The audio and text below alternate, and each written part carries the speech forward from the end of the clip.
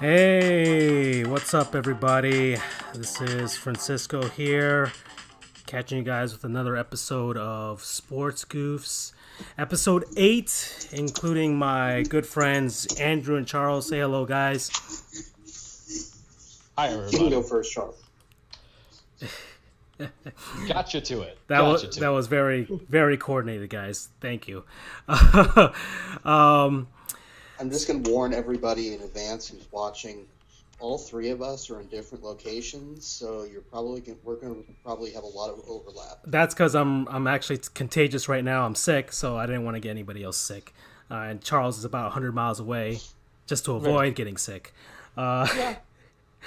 We've got a lot of games out on tap for today. I counted about 95 just across the NHL, NBA, men's and women's basketball, and the G League, if you're into that. The AHL's not playing today because I think they play every other day. Their schedule's kind of weird. And then there might be some college hockey or something going on. But lots of stuff happened over the past week since our last episode. College football playoff is set. Bowl games are set. Urban Meyer is running away again. The Hey, NFL, Shin. he's retiring, but we'll just say he's trying to avoid legal troubles. Like he did at UF, and anytime I can knock you off, I'll do it. NFL, Mike McCarthy is gone from Green Bay.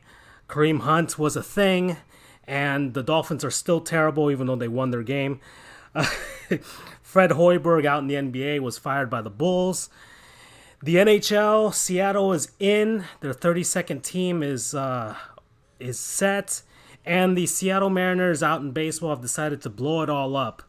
So lots of things happened, and we have our usual segments: word from our non-sponsors, players we forgot that we remember, and actually a topic that I wanted to get personally from you guys that we didn't talk about last time was the sporting event that made us most angry as a fan. Okay.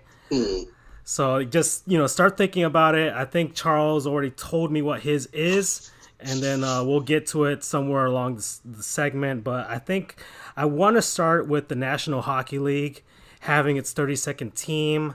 It was announced today. Seattle, by far, has blown away the NHL with their expansion bid. They got all the season ticket deposits, and they're going to use I guess, I don't know if it's still called the Key Arena, but the former home of the Supersonics is getting renovated to basically be a brand new building in a sense. So that's where they will be playing. And the idea as well for Seattle is that it'll lure the NBA back to Seattle. So maybe the NBA expands. So I don't know. Who wants to go first? Their thoughts on Seattle. I guess I'll begin. Um, it was pretty much inevitable. This was no surprise. I think pretty much everyone saw this coming. Would you guys agree? Yeah, I would agree. Yeah, Seattle's been really, really pushing this. And I mean, normally I'd say, what's the point of having two pro teams in the same sport in the same city? Because Seattle already has the Thunderhawks of the CHL, I believe. And I figured, why have two? But there are a lot of cities in the NHL for some reason that have multiple teams. You've got Winnipeg, which has the Jets and also the Manitoba Moose. You have Toronto with the Maple Leafs and the Marlies. So, Yeah, even San Jose has a AHL team playing in the same arena. oh, do they? Yeah, San Jose and Winnipeg both have their minor league affiliates playing in their arena. So, Hey, Mikey. sup, Mike? We're not playing tonight, actually, because Mr. Francisco here is sick. I am so- contagious, but I've got the game on actually. So I don't want to watch the Gators. So let's pick some teams here. This is actually College Football USA 97 for the Sega Genesis. It also released on the Super Nintendo. So we actually can look at some old logos here, pixel art. And that was just a shout out to one of our followers on our Discord who suggested this game to and us. on So Twitch. thank you to them. Yep. So let's see. Random teams, guys. Who do you want? Notre Dame. They're in the playoff. Obviously, I would say go for UCF, but are they in this game? Probably. Let's see. UCF. You guys are not in the playoff, but we'll get to that later. Let's see. We've got there they are. They're right there. Okay. And just for Charles, we'll get the good old U for him. You treat me so well. Yeah. So 60 minutes. We'll put them out in the rain. And that's it. So we'll have that game running in the background. All right. Sorry, Andrew, for interrupting you, but you can keep going. It's all right. I mean, I'm glad to see it. I mean, I'm a big... Seattle's one of my favorite cities. I have family lives out there, and I've been there once. And it's a great city, personally. I like it. So it's nice to have a team out there. And I know the guy from Aesthetics, which is... Do you guys know that site? Yeah. Well, you know I do. Right. Aesthetics is it's a play on aesthetics, and it's kind of all things NHL uniforms. And I know the guy who runs that, I'm pretty sure he lives out in Seattle, even though that he's a Tampa Bay Lightning fan, so I'm sure he'll be happy to have a team out there. But, I mean, I don't think they'll be the 32nd team for long. I mean, I'll go back to the idea that you've had for a long time, Francisco, that at least two of the teams should merge. Yeah, it's kind of an idea. I know a lot of Panthers fans don't agree with me on it, but it's my opinion for making the franchise strong and also the NHL strong. My proposal, and I'll just lay it out here because I was going to do a separate video on it, but I'll just put it out here, is to merge the Florida Panthers with the Arizona Coyotes. What would essentially happen is that it'll be just like when the NHL merged the Cleveland Barons with the Minnesota North Stars. Yes, you'll lose. I think they lost Cleveland as the franchise, but you'll strengthen another one, which was Minnesota. Because of that merger, the North Stars, even though they later moved to Dallas, they at least got another 12 years of life to that franchise, which allowed them to at least make 2 more Stanley Cup appearances, or their only 2 Stanley Cup appearances. And because of the fact that they merged, it infused that Minnesota franchise with really good players that it led them to their first Stanley Cup berth. So I would say the same thing would happen with the Panthers. You would have a very generous merger draft where the Panthers would grab the best of their current roster along with the Coyotes roster. So they'll be getting Oliver Ekman-Larsson. They'll get Ranta as a goaltender, and they'll just have this hybrid super team in a sense. It would create a super team because there's a lot of talent on both squads. It allowed them to cut the fat from their lesser players who would get drafted, who be dispersed among the other now 31 NHL teams. So that would erase Arizona. Which is unfortunate because I know some people may not agree with me, but I love their original Kachina logos. Yeah, but it's still they're still kind of literally in the desert trying to find a new arena deal or something like that. Out in Phoenix, maybe they'll share with the Suns. If they get that done, it'll save the franchise.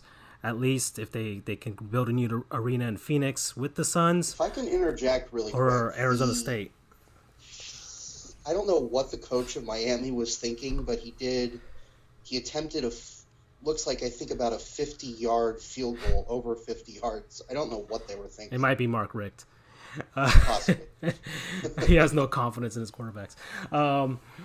And then back to it. So Arizona's has been weak for a while. So have the Panthers. It would actually benefit the NHL having a strong South Florida franchise. South Florida is still, I think, technically a bigger market than the Arizona market. And it would open up another slot for one more expansion team, which could go to most likely a Western team because Arizona would be gone. And that would probably open up to Houston because the Houston Rockets owner owns at least or has control of the Toyota Center out there.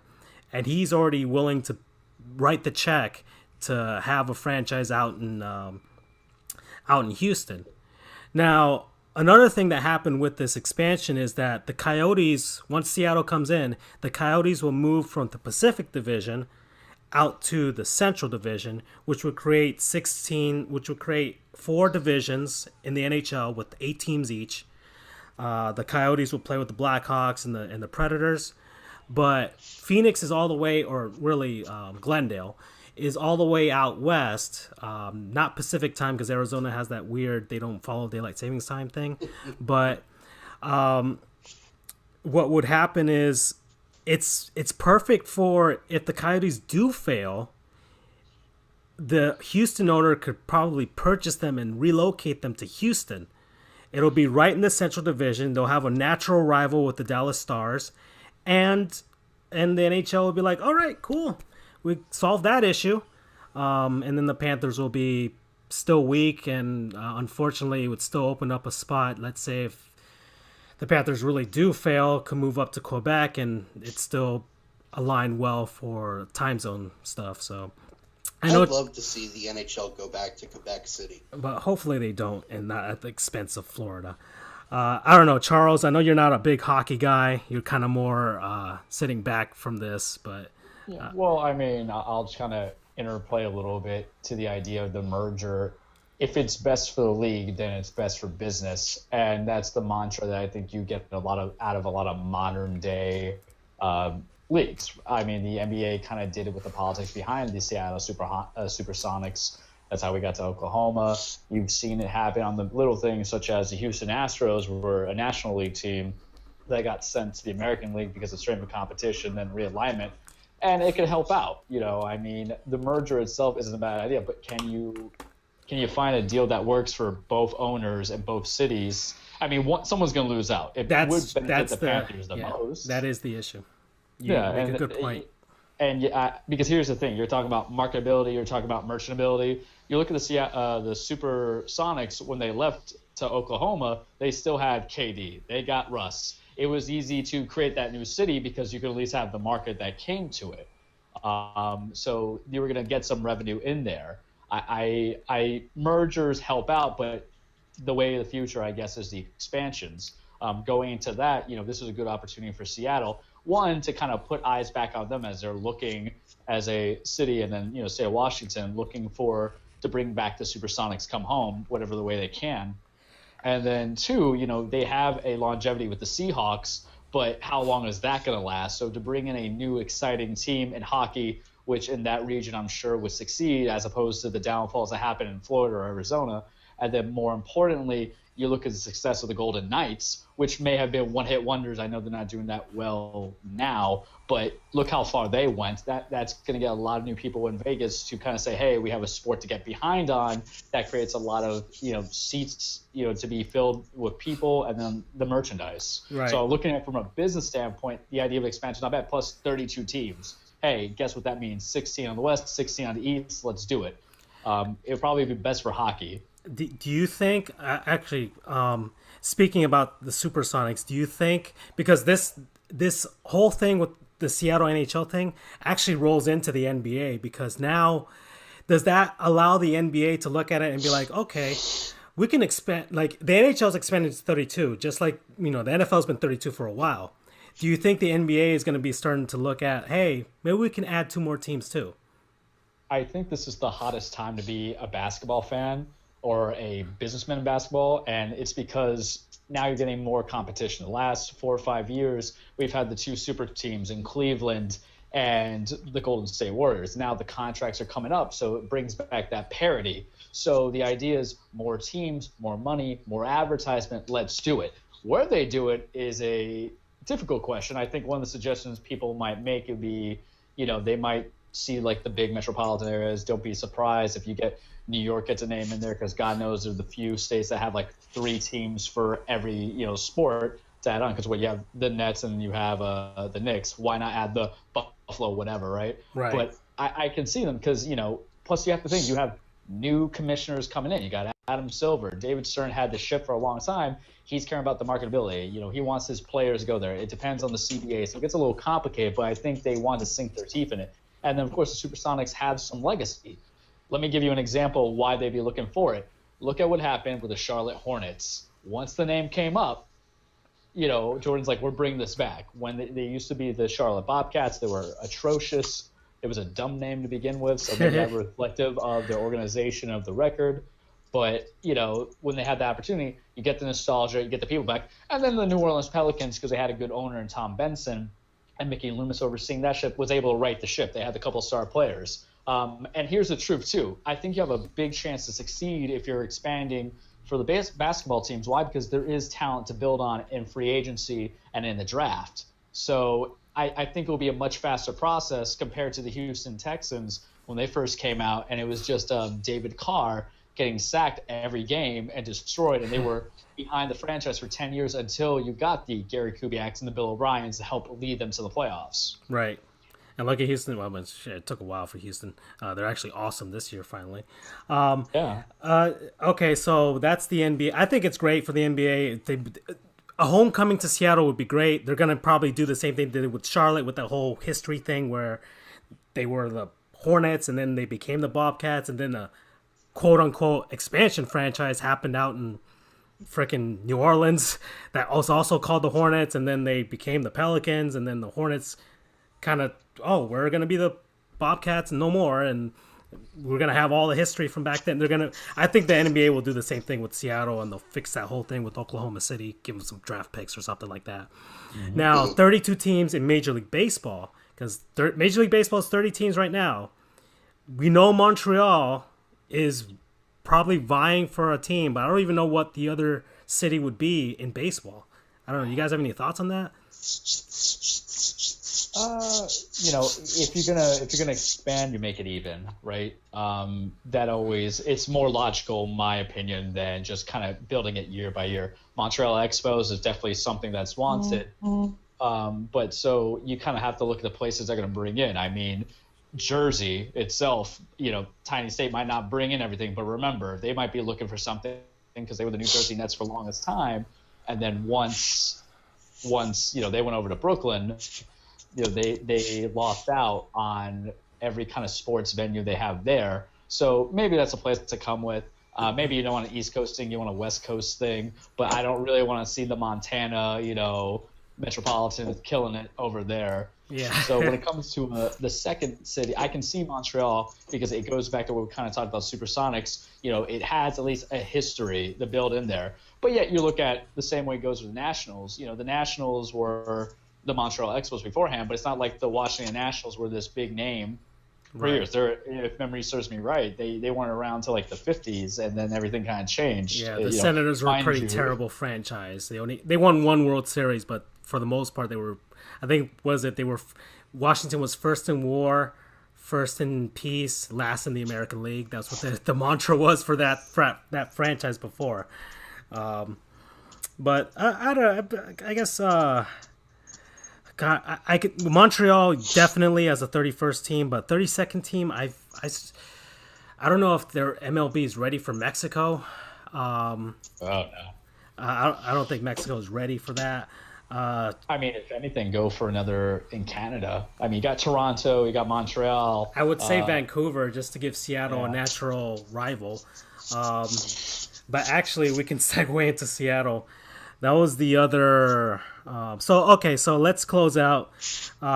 Seattle, good idea. Lots of money out there. The alignment, I can see it makes sense, especially as a backup plan for, let's say, Arizona doesn't work out, to put the team in Houston. NHL is going to keep making money. If the Seattle team gets the same rules as far as the expansion draft that the Vegas they will.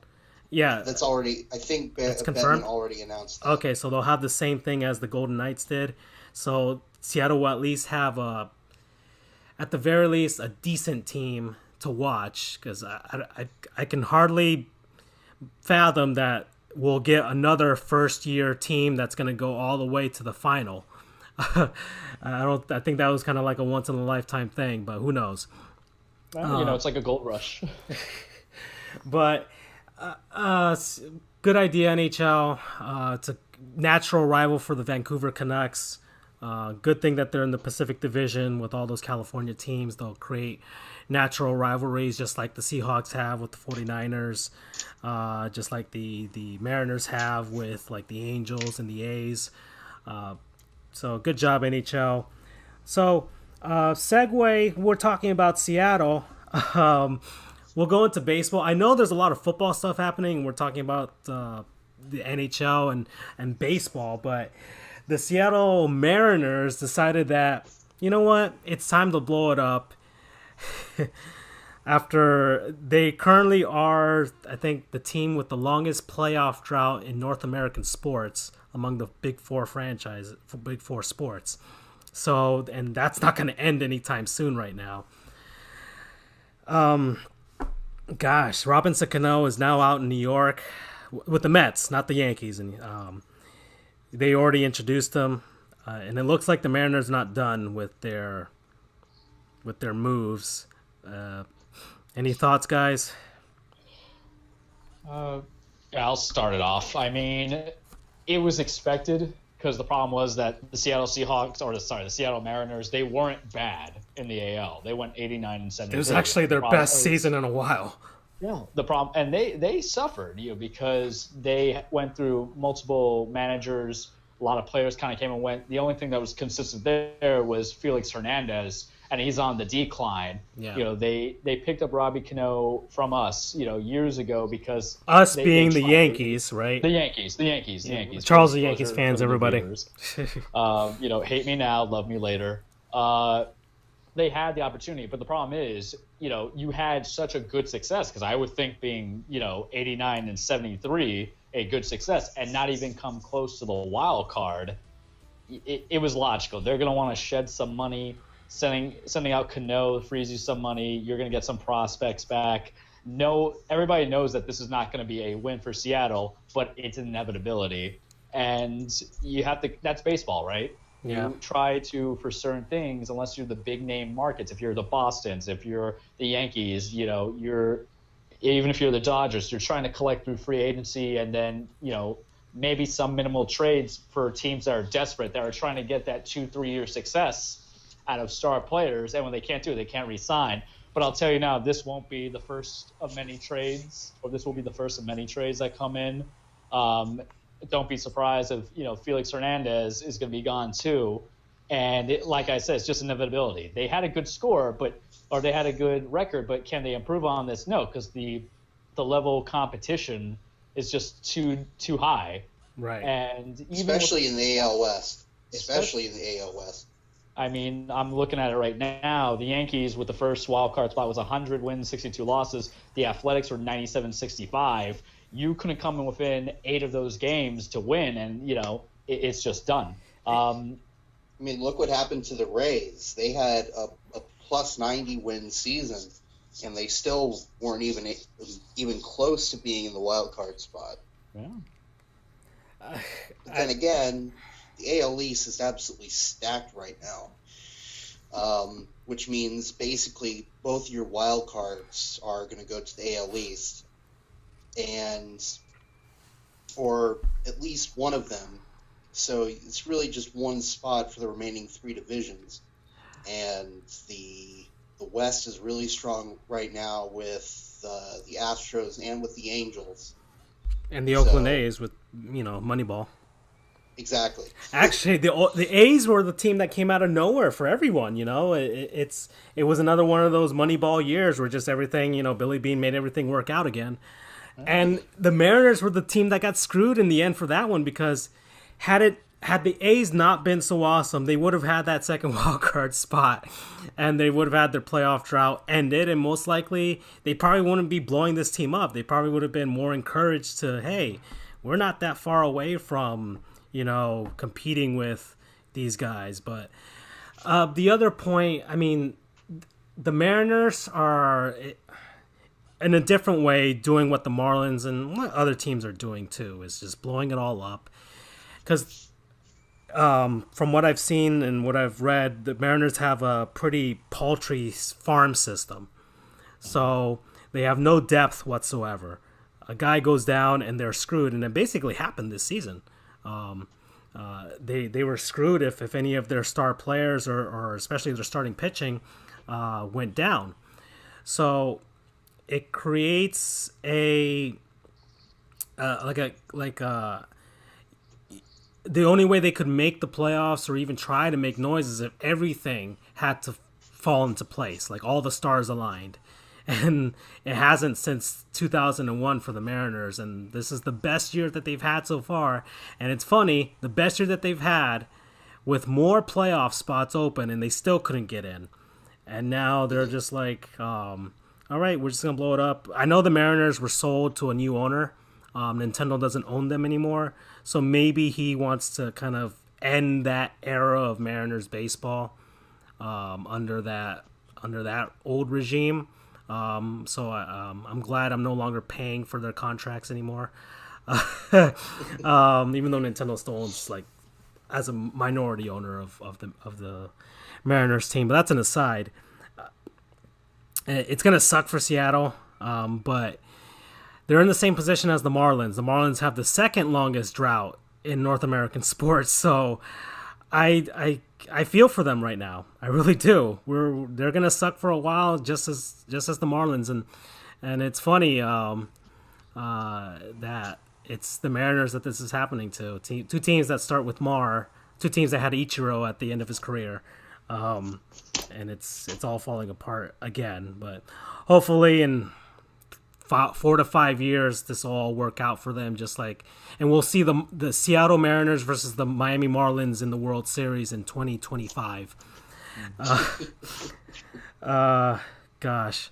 All right. As long as the Mariners don't change their color scheme and logo, I'll be fine with that. Actually, I like both of their color schemes, the blue and yellow scheme and their emerald and aqua scheme. I prefer that one personally, but either way, they've had some good looks over the years. Absolutely. The Yankees are making moves, and they're gonna sign that guy.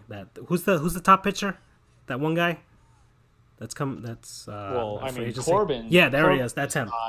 But he signed with Washington, I believe. He just did. Yep. Yeah. Oh, okay. So never mind. Washington now has 3 pitchers that are over $100 million in their entire contract. Matt Scherzer being one of them, rightfully so. They have Corbin. I'll bring it up now. He has 6 years, $140 million deal, which is interesting because you thought they were going to kind of implode a little bit based on how their season went. But they have him, and I still think they have Steven Strasburg. They have to worry about Bryce Harper. So I wonder if this is anticipation of Harper leaving. Or it might be a way to entice him to stay. Like, hey, look at the moves we're making. Maybe. I mean, here's the thing. Are you going to convince me? Bryce Harper will probably want to stay more to have a manager that actually knows how to manage the game. I know he wasn't happy with Dusty Baker, getting fired, rightfully so, because Baker, put them far not into the playoffs, but they made him a consistent team. If you're going to give me a guy that you're going to pay a whole lot of money for to show up every 5 starts, that might not seem to me that you're actually going to try to make our team better. Maybe getting another bat, a couple other guys to kind of help him out instead of putting the pressure on his shoulders. But regardless, it's a good pickup for the Nationals because they're basically not waving the white flag that many people thought was going to happen. We wanted him, but, the Yankees want him, but sometimes you lose out, and that happens. And, yeah, the Yankees will be fine. All right. So that's our baseball talk. Still, that's a big thing happening before the winter meetings. The Marlins, I know, they offered 2 contracts to JT Realmuto, 2 offers, and they lowballed him. I don't know why they lowballed him, but they did. And JT Realmuto, his representation were just like, yeah, forget it, guys. No, we want out. out of How much Miami. longer is he under contract for? Gosh, I forgot. I think he still has like. Somebody look it up. I think maybe like I'm on it. 2 or 3 seasons more. I don't know. It's something like that. Then they don't have a position of power. You know, I get it, but he's going to show up to work regardless. But It's the not thing like a health is, situation. I mean, the Marlins are in this rebuild, and his value is high right He now. becomes a free agent in 2021. So 2 more seasons. Mm-hmm. So I was close. I think the current 2 best offers right now are from the Atlanta Braves, who are offering their top prospect, their top third base prospect, and the Colorado Rockies. I don't know what they're offering.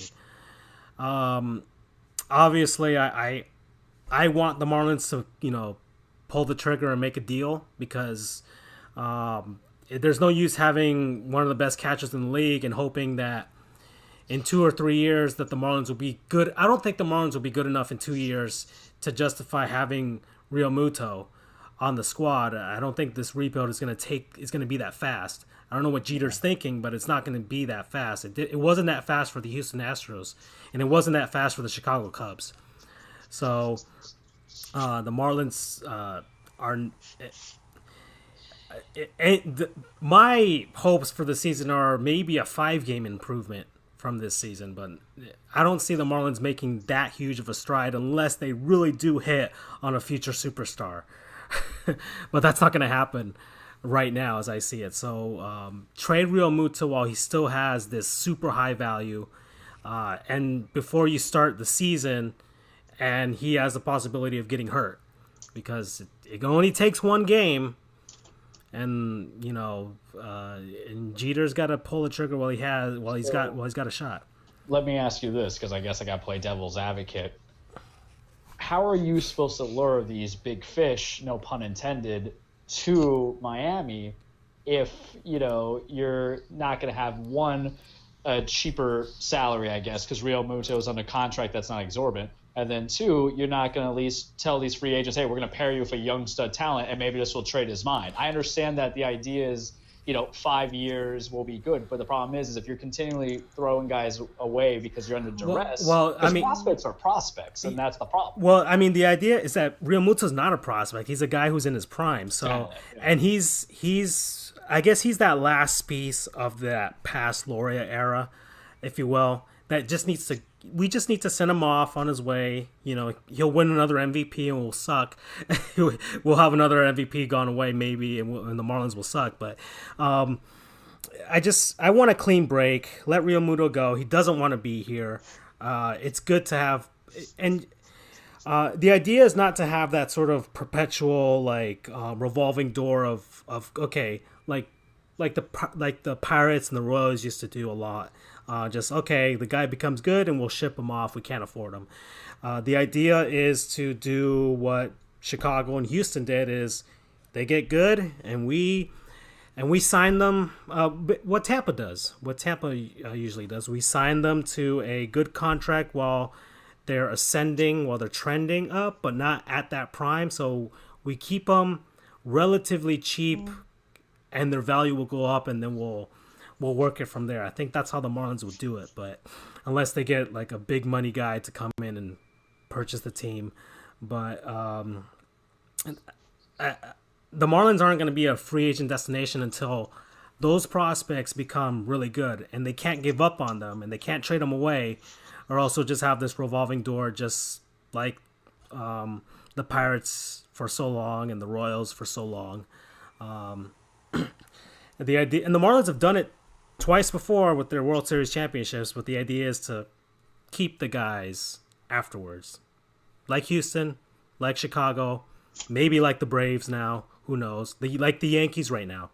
Mm-hmm. A lot of people, don't realize that this Yankee squad is their players that they developed. These aren't like huge. Now they're in the position to make those big giant free agent signings, but their guys are homegrown guys. We had a small relaunch, but the idea is that we still took those prospects to get a Giancarlo Stanton, to get the guys, Aroldis Chapman. Look how we got him back. That was a good hand. I mean, we traded away to get prospects that we knew we were going to back. we got lucky. That's the motto. If everybody followed through, there'd be a lot of like even playing field. Hopefully not. I like having the upper advantage. That's my thoughts on that. Okay. All right, so I think we should move away from baseball now. It's all just speculation at this point until we get to actual games out in April. We've got a lot of football stuff to talk about. So let's get into the fun stuff. Bowl games. I've got a list of bowl games here that are happening in the state of Florida because all of us are in Florida right now, in various locations in Florida, but we are in Florida. So I just want to go through these things. First, we'll start with the Miami Hurricanes, even though this isn't in Florida. This is what I call the Charles Bowl. It's the Miami Hurricanes in a rematch of last year's Orange Bowl against Wisconsin, the Badgers, or maybe what you could call this the Professor Roman Bowl. Him and I are going to get into war. Well, just to kind of read everybody into this, Professor Roman is one of the law professors at our alma mater, FIU Law, and he taught torts. Right. I don't know anything about torts. All I know is that there's a circle, and at the center of the circle is love. Risk and fluctuation or causation. What was it that I used to say? We'll think about it on a different time. But continue, Francisco. Yeah, that's so much for my education. They're playing in the Pinstripe Bowl out in Yankee Stadium, so that's why I call it the Charles Bowl. It's his favorite team's home park with his favorite college team playing at it. They got what they wanted. They got into a higher profile bowl game out in New York City. So that's good for their program. I'm sure they're excited about that. We've got the Boca Raton Bowl out in FAU Stadium. We've got the Northern Illinois University. What are they? The Wolves or the Wolfpack? Huskies. Oh yeah. Versus the UAB, University of Alabama Birmingham Blazers. Just a quick side note. I am so happy that they're getting into a bowl game. UAB? Do you guys know what happened a couple of years ago to them? They closed their program, right? Their football program. Right? I wouldn't say closed. I would say... They went on a break. They were forced to close. It's not... They didn't close of their own volition. The Board of Trustees for the University of Alabama system, which has a ton of Alabama at Tuscaloosa members on it, basically forced them to close, and there was such an uproar and such a coming back of I love hold on, sorry, Flimicon's comment, know the difference between wolves and huskies, it could save your life. That is true. Sorry. Right. Yeah, I got you off your point, dude. But UAB, yeah. They were shafted basically by the Board of Trustees, and they've come back. This is their second season back, and not only are they going to this bowl game, they won Conference USA, and they had a 10-win season. So that is just fantastic. What year now after the program was, I guess, resuscitated? They were killed in 2014. They were gone for 2 years, and they came back last season. Wow. So that took 2 seasons for them to put it back together. Actually, this is probably their best season in their program's history, because their program wasn't that old. I think it's because old, relatively speaking. I mean, yeah, but I think they this might be their best season in school history. So. Oh, it is, no question. Okay, so UAB, congratulations. We'll see you out in Boca. Go Owls. We've got the Orlando's 40,000 bowl games that they're hosting. The AutoNation Cure Bowl, which is being played out in the Citrus Bowl, Camping World Stadium. The Louisiana Citrus Bowl. Yeah, the Louisiana Ragin' Cajuns versus the Tulane Green Wave. Wow, so it's an all Louisiana matchup. Interesting. So we're gonna have some swamp people coming down to Orlando. Gasparilla Bowl out in Tampa. We've got the USF South Florida Bulls versus Marshall. Thundering Herd. Yeah. And this is literally home field advantage for USF. Yeah. Because the game used to be played in Tropicana Field. But starting last season, they moved the game over to Raymond James Stadium. Home of the Buccaneers. Which is also where USF, that's their home stadium. Yeah, they share with the Bucks. And I think the East-West Shrine game is being played out in Tropicana Field anyway. So Tropicana Field is still hosting a postseason game, if you will. An all-star game. So I don't know why Tropicana Field, out of all places, is hosting that game. But it's probably cheaper. That would be my guess. I'm sure the Rays are just like, we'll roll out the red carpet for you. Just don't step into the sewage. The Camping World Bowl being played out at the Citrus Bowl. Syracuse, with their good season, is facing off against the Mountaineers, West Virginia. So there are quite a few people that are disappointed in that bowl matchup. The reason why, yes, a Flimicon, I don't get tired of that either. Bad Boy Mowers Gasparilla Bowl. Oh, yeah. There is a huge rivalry between West Virginia and Pitt. They used to be in the same conference in the Big East until they defected into the Big 12 for West Virginia and the ACC for Pittsburgh. Right. Even still, in spite of the fact they haven't played each other for a while, they are still incredibly tense rivals, and they take every opportunity to make fun of them, to whatever. And there's a saying from West Virginia fans that I can't repeat verbatim, but it's eat blank Pitt. It rhymes. And it rhymes. I'll let you fill in the blanks there. I'm sure it rhymes with the word spit. Exactly. I don't know. That works too. Eat, spit, pit. And it has... Eat, spit, pit. Yeah, exactly. Okay. That's the PG version. That's the G version of the saying. Okay. So, all right. So that's the Camping World Bowl. You got the Gator Bowl out in Jacksonville. Jimbo Fisher's back in Florida, baby. He's Texas A&M versus NC State. Go NC State. Do it for the ACC. Lose, Jimbo, lose. Whatever, man. I'm over it already. Most Florida State fans are not over it, but I'm over it. Okay. And he's playing out in the Gator Bowl, which is weird. The Outback Bowl, another one of the 40 games that Tampa is hosting.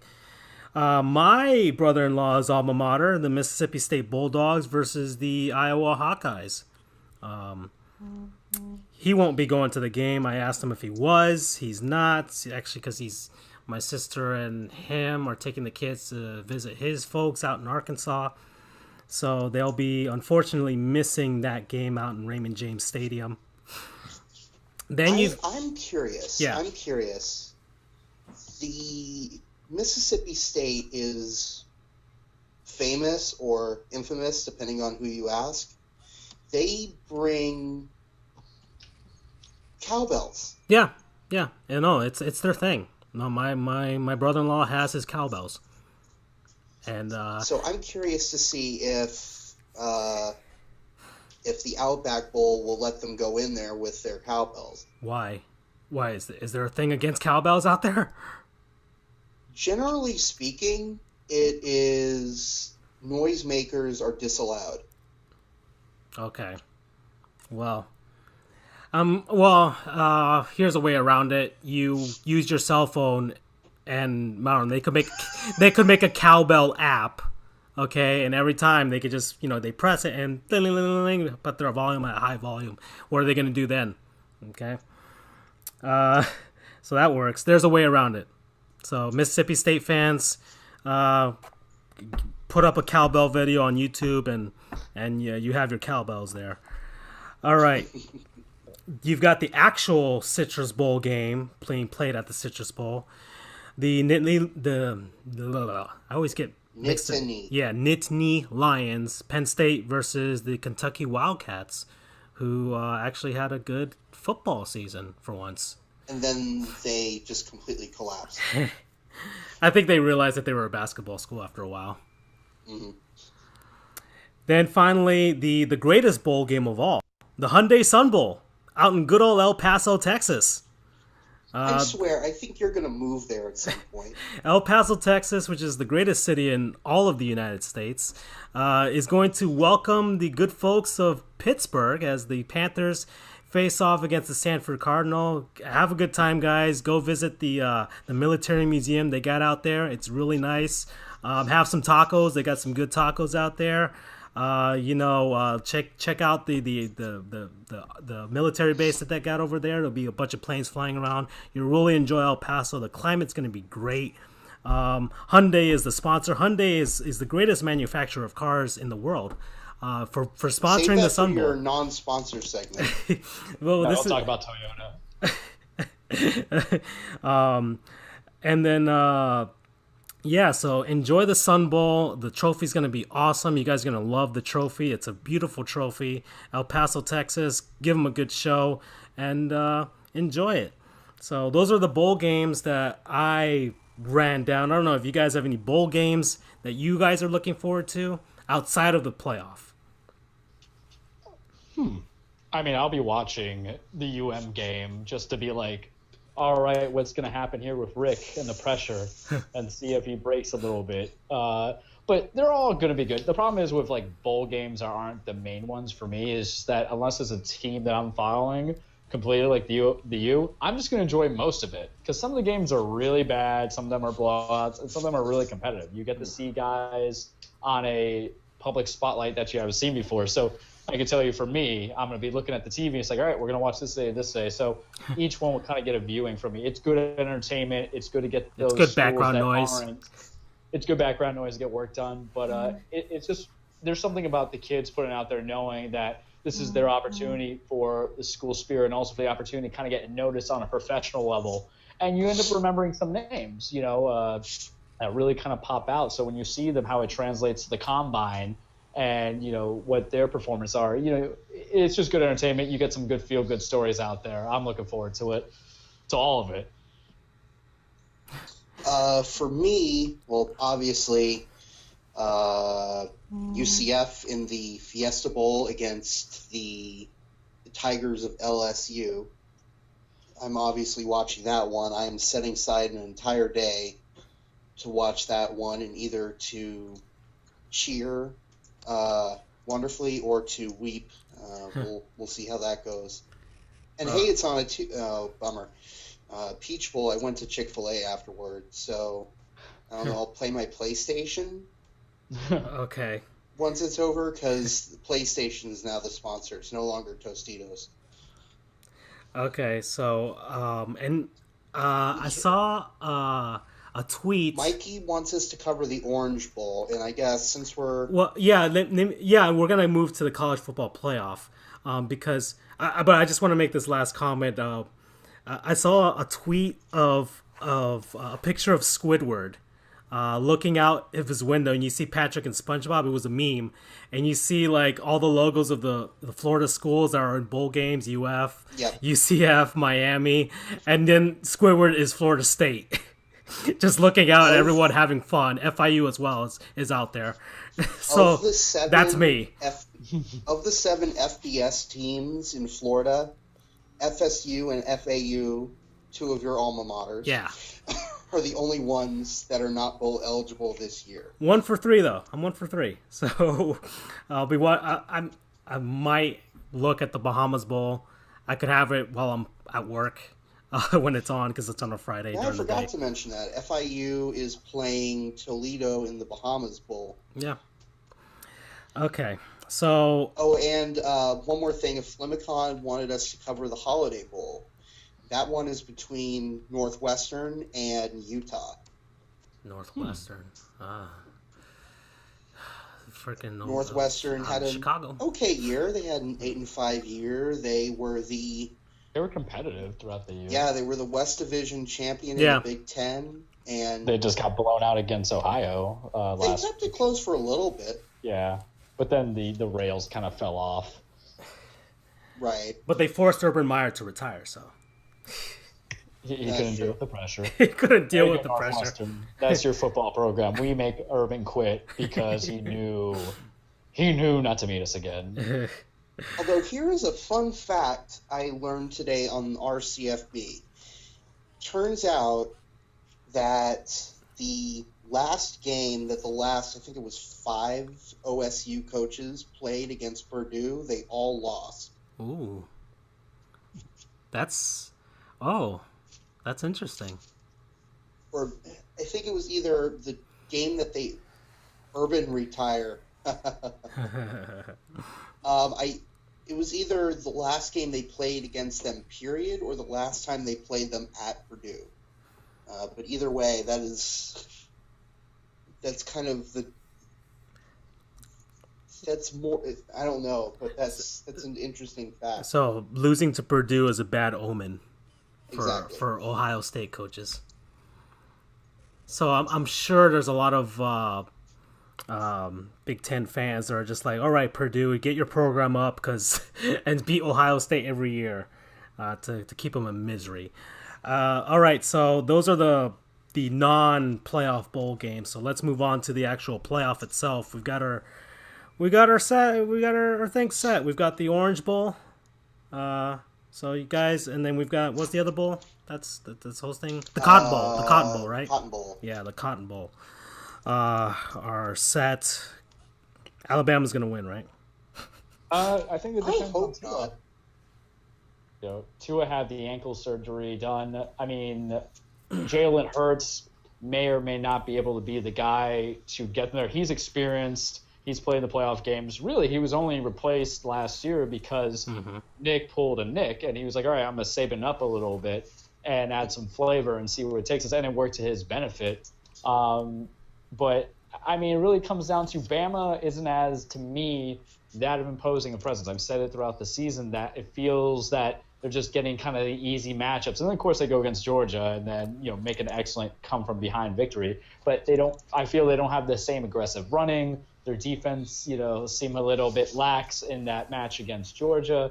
And I think sometimes it just comes down to what's your scheme, but also are your guys burnt out? Are they tired? Did you keep them in too long from playing these blowout games that you're winning 60-3 against these low-level programs? But Oklahoma, don't sleep on them. I mean, Kyler Murray is your presumed Heisman winner.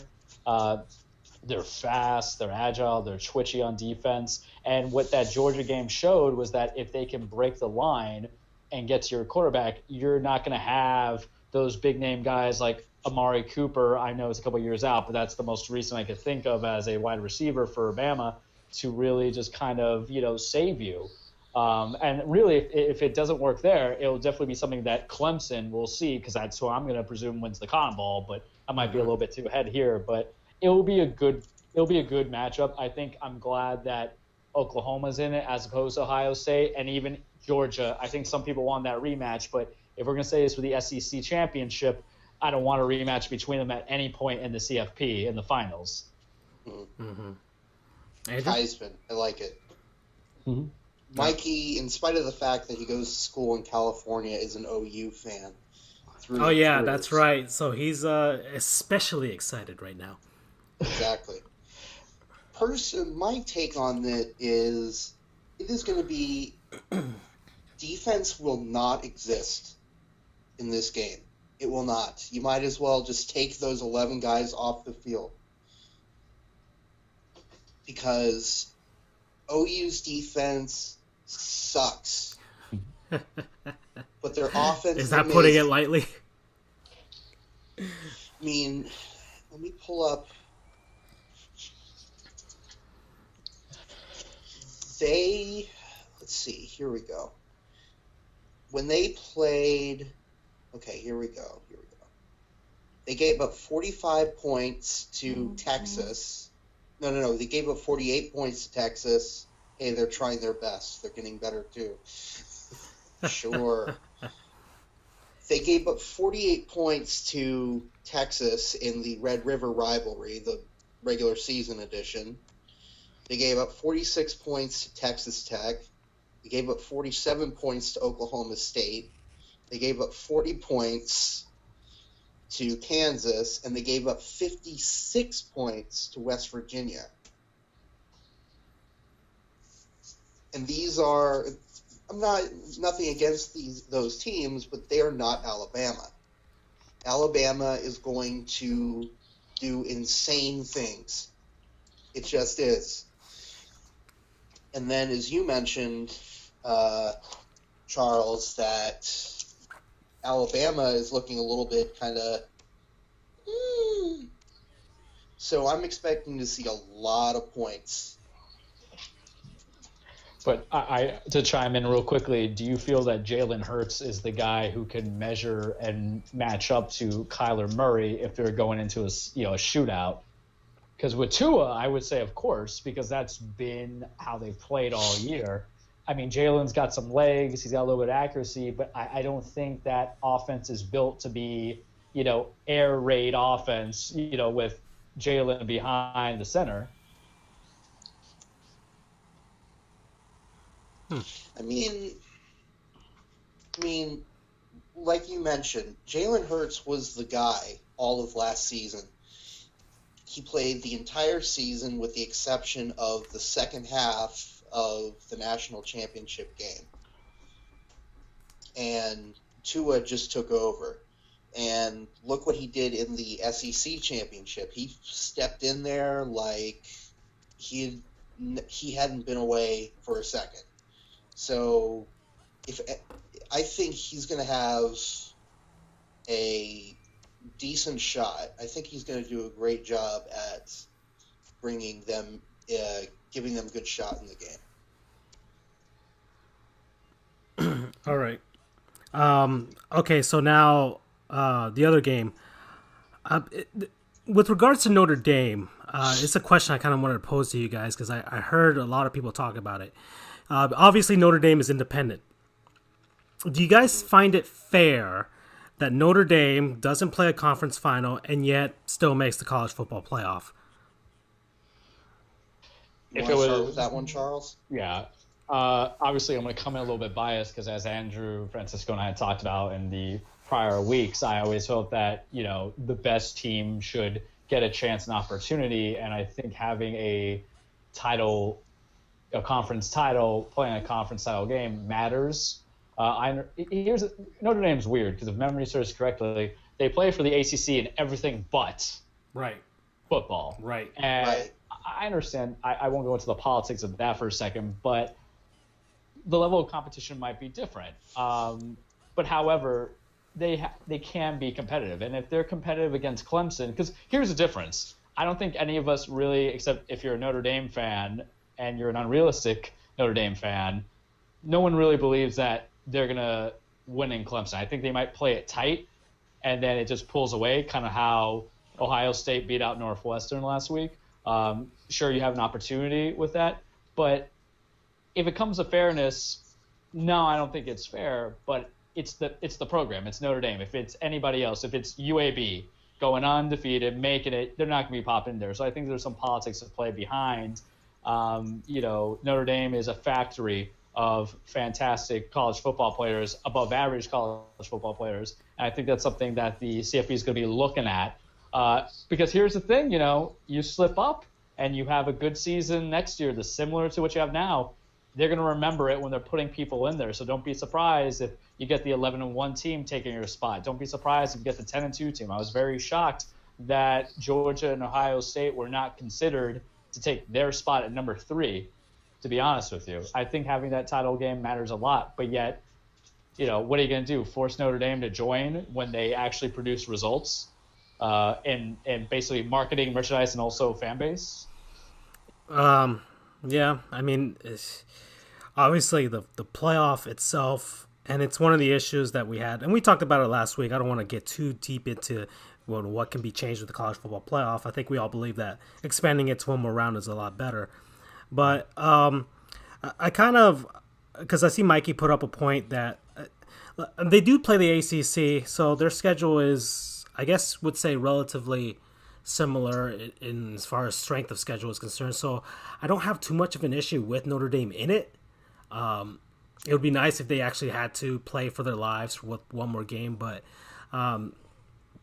let's say if they were in the ACC itself, imagine they would have had to play an actual final against Clemson, which is essentially happening right now. So we're getting it, but you know, it would be interesting if they actually had to play for their lives in that sense. But until we have another round of playoffs, I think this is fine with Notre Dame. I think they've played a strong enough schedule. I think they've got the talent to actually be up there. They've been up there for the entire season anyways. So I don't see them as an undeserving third seed. Yeah. Really quick to chime in, it's not like you're having an 8-5 team make it number 3. It's there. It's just there might have been better teams who have lost 1 or 2 games that should have been there. That's my thought on that. Yeah. Okay. Any more thoughts on playoff? I'm thinking Bama and Clemson again. Yeah.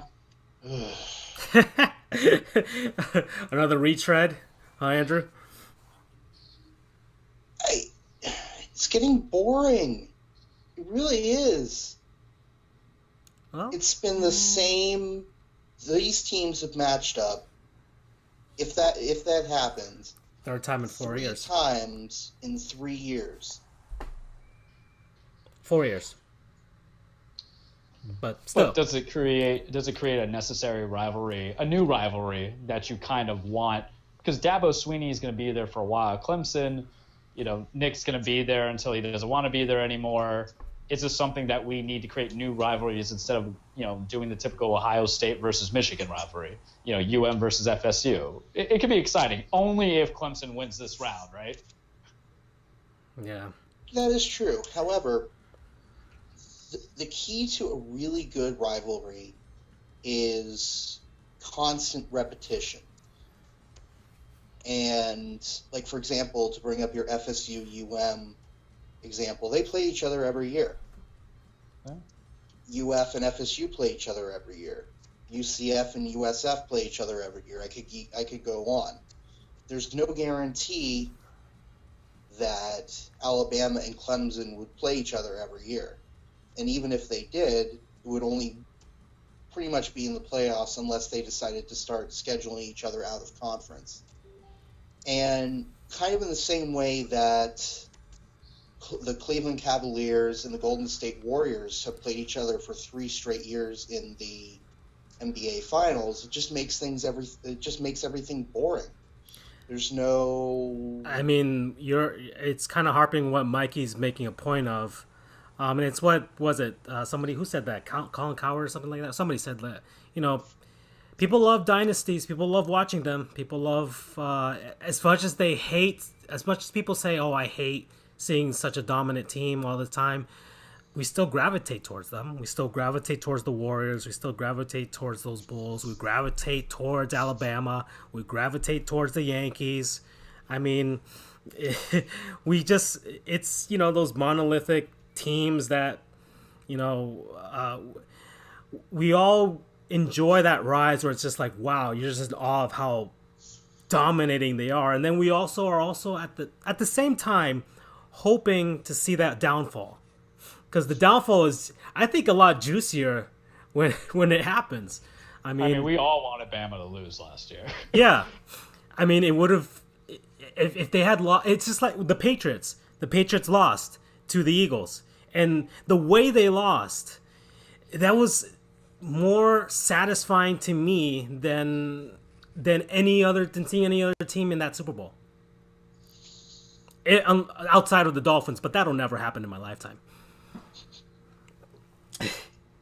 Or I don't know. You know. I mean, and I don't know. I just personally, I'm just getting tired of seeing the same thing over and over and over again. Yeah. I mean, I think if UCF were in this position and they were ending up playing the same team over and over, I'd be fine with it just because we're in the playoff. But I don't know. I just think that it's kind of boring because ultimately no one else is really getting a shot here. And that's the you hope. See where I'm going with? Yeah, no, and that's the hope for expanding the playoff to another round. Because at the very least, then Alabama would have to go through another team just to get to Georgia. the end. Actually work hard for it, or work harder for it. Not that they don't work hard. Okay, but I think that's a good wrap up of the playoff and all of college football at the end.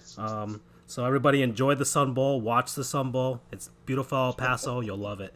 That's the most important game that's coming up. All right, so I kind of want to take a little break. We got some current games happening right now. The Heat and the Panthers are playing down here locally. We've got the Florida rivalry between the Heat and the Magic. And the Panthers are facing the very annoying Boston Bruins today. Alexander Barkov got kneed in the face by Dwayne Wade. So I'm hoping Dwayne Wade's greatness transferred through Barkov and to the Panthers. So maybe they'll be an awesome franchise. But the game is 0-0 right now after the end of during the first intermission right now. So let's see. You guys have any? Let's strike a word from our non-sponsors. Do you guys have anything that you guys are enjoying, loving, anything like that? I got something I'll start about. First, and I think Francisco would appreciate me, I want to give a shout-out for our non-sponsor sponsor to Luden's Cough Drops. They taste good.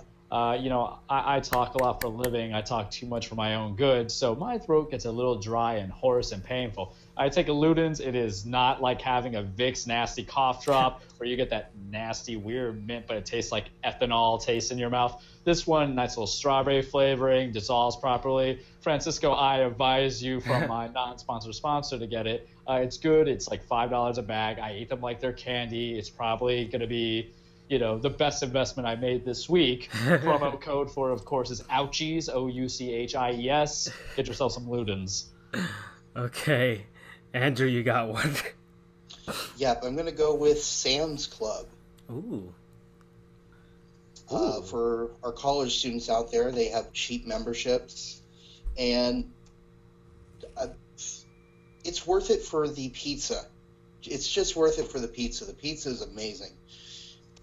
They also have good ice cream, but you can also buy a lot of things in bulk. You can get... Generally, things are just cheaper there. It may be more that you have to pay initially, but per unit price, it's a lot cheaper. So my turkey-loving self, because I put a lot of turkey on my salads and stuff, I get a lot of turkey from there, cheese... you name it, they probably have it. Plus, they have a lot of good furniture. It's air conditioned, so if it's a hot day out, you can go in and relax in there. So, Sam's Club. That is my non-sponsor of the week. Any promo code? I don't know. I got one. We have air conditioning. Okay, we have air conditioning. That's their selling point, actually. All right. My non-sponsor of the week is going to go to a local establishment down here in Miami, Night Owl Cookies. Okay. A cookie company, local down here in South Florida, in Miami. They have these insanely diabetic cookies that I love. I can't have them all the time, but I just did order some for myself because I am sick and I decided to treat myself. because I wanted to feel better. So I bought their Night Owl cookies. It was one flavor was the Ave Maria, which is the cookie. It has the Maria cookie. If you're Latin, you know what they are. The Maria cookies with the guava frosting on it or icing on top of it. It's fantastic. Very delicious. Very, very delicious. They also have the birthday cake cookie, which is a real treat. And then I got, of course, the classic chocolate chip. You can't go wrong with it. It actually has some cream cheese icing on it with Hershey's Kisses all over it, little tiny ones. Very, very good. Very, very destructive to my health and my diet. This is the worst endorsement ever, but you can't have this all the time. But I haven't had this in months. That's why I'm giving a shout out to them. I'll get it every 6 to 8 months. Okay, so I decided I'm sick. I'll get it today. Make myself feel a little better. So Night Owl cookies. If you're down in South Florida, they're on Postmates. They're probably on Uber Eats. If you can't drive all the way to them, I think there's some. I don't know where they are. They're far away. They're probably in either Doral or Sweetwater or something like that. Promo code is diabetes.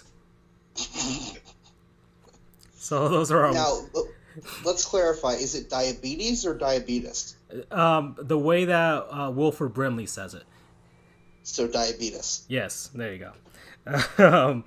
So those are our non-sponsor folks. So let's go back to our normal stuff. The National Basketball Association. I'll start out with this topic. Fred Hoiberg has been fired by the Chicago Bulls. Not surprising. I don't think he ever really made any connection with his players. He had that sort of weird mutiny that with Dwayne Wade and Jimmy Butler against Rajon Rondo and the young guys out there. The Bulls could never find a footing. They're in the middle of a rebuild. They haven't been able to take advantage of a terrible Eastern Conference despite this. So I guess the Bulls looked at it as like, if Fred Hoiberg can't win with this bad of an Eastern Conference, then we gotta let him go. The Bulls have been ravaged by injuries, so that also affects them. So I don't know but maybe there's probably a disconnect with him and the players at this point. He's 3 seasons, I think, already so far, and you might as well just pull the plug and start over. Yeah, I mean, this is a consequence of trying to hire a coach that is the complete antithesis of the coach that you let go in Tom Thibodeau, who is known for being a winner, a grinder, very demanding of men and young men. And then you get, and I'm not saying Fred Hoiberg is a bad coach. Some guys just don't translate well from college basketball to the big event here, you know? And he was kind of given a little bit of a shorthand. The Chicago Bulls, but his first season, they were barely at 500 with Wade and Jimmy and Rondo, and they got in. Then came the complete blow up. You feel like Bill Paxton kind of had him be a fall guy, but the talent wasn't there. You weren't winning. You weren't motivating guys. You couldn't maximize the potential of the guys you traded for when you got rid of Butler, Chris Dunn, Levine. Laurie Macon, I think, is going to be a good player in the making. He's just, injured. It's just a good time to do it. It gives them the opportunity to kind of join a program quickly that will inevitably fire their own coach in the college ranks. But now you get to have a season-long evaluation of management, of the young players that you traded for, see if you trade them away for a big fish, or just to get a proper coach, because there's some rumblings about Alvin Gentry being in a bad spot in New Orleans, which I understand because with that team, you shouldn't be under 500. So if any other firings come in, or you just see potential guys, I mean, there's a lot there. I mean, even you got to look at what's out there now with the coaches who might be at risk of losing their jobs on the professional level. So this is a good interview for them to kind of maximize the talent they have to sell the big name coaches, because that's kind of what you want now, right? You let Thibodeau earn his take as being a great assistant who became a tough coach and won you stuff, couldn't get you to the big game, but the big three was a tough act to, beat. And then you have Hoiberg, who just provided. So it's like, hey, but with this talent, you can make us better. Because it's a two-way street sometimes when you have those high-price, big-name coaches. They don't want to come into nothing unless they want a real challenge. So it was just inevitable. I feel like that's a topic there for me that I always say. And the funny thing, I'm looking here. There was the Deadspin article for this. The Bulls have their permanent replacement. It's the veteran assistant Jim Boylan. So it's not interim. He's the head coach. Are they going? Is it just for the season, or is it going to carry over? No, it's looking like that. He's the actual permanent replacement. Like he's the guy that they want. But it's funny that they mentioned this. He is not. I'm quote from the article. He is not to be confused with former Bulls interim coach, by the same name, Jim Boylan, but with instead of an A, the current Jim Boylan has an E in his name. Well, this one has an A in his name. Who took over in December of 2007 when the team fired Scott Skiles. So we've got the second Jim Boylan. This odd similarity already makes Jim Boylan more notable than Fred Hoiberg. Is their jab at him. So that's just a funny thing I wanted to bring up. And then there was the mention that a Flimicon put, remember when Bobby Portis punched Nikola Mirotic in the face, the Bulls are the most entertaining franchise ever. Hey, Michael punched Steve Kerr. It's in the legacy right there. It's in the genes. Yeah, they looked up at the rafters like, yeah, we're going to do that. Okay, so the Miami Heat ditched their Vice jerseys and have now become the hottest team in the NBA.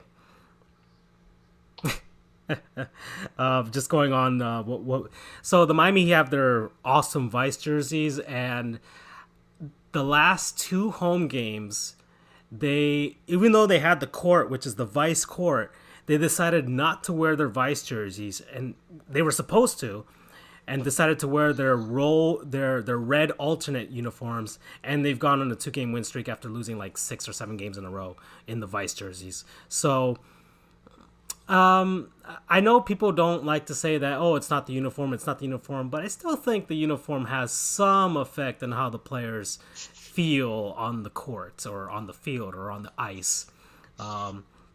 Now, would you say it's the feel of the uniform itself, or would you say it's just that players are so superstitious. I mean, after a while, like maybe it did have some sort of psychological effect where they're like, okay, we're not in these awesome as they may be, but in these Vice uniforms, they at least look a little differently. They got that stink of the losses off of them. And I don't know. I think it affects the way people play. But hopefully that works for the Marlins, but that's an aside. But still, the Miami Heat are in this weird position that they're in. They're in this NBA that doesn't play to the style or to the... They don't have the personnel to play the style that the NBA is going to, this run and guns type of stuff.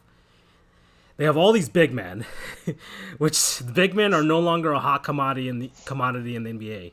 The Heat have 3 big men, Bam Adebayo, Kelly Olynyk, Hassan Whiteside. They're all perfectly serviceable players, okay? Adebayo has, good potential. Olynyk is a good solid player, and Hassan Whiteside is a rebound and shot blocking machine. Okay, but they're just not going to be the centerpiece of an offense in this NBA that's run and gun, shoot. The Heat just don't have the personnel for it, and they don't have a team that can dictate the pace of a game. That's the struggle that they have right now. They have to play to the style of the team that they're facing. They did it pretty okay with the Utah Jazz, even though they barely hung on to that game.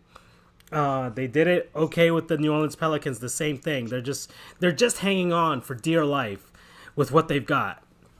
And the Heat are just going to be that team, the team that's going to hang on for dear life and hope beyond all hope that they can hold it together and maybe catch a good team on a bad night and kind of at least be toe-to-toe with their lesser foes in the Eastern Conference and and make the playoffs. And even though I am on Team Tank, there's still a part of me, because the end of that Jazz game with Dwayne Wade flying into Alexander Barkov's face, there's still a part of me that just wants to see him win and have one last playoff series.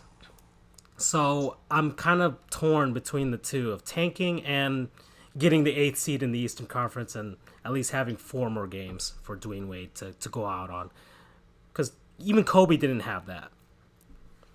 So I'll chime in real quickly on that one. I think we talked about last week, and it's going to be a recurring theme throughout the season for the Heat. They're too good to be bad, but too bad to be good.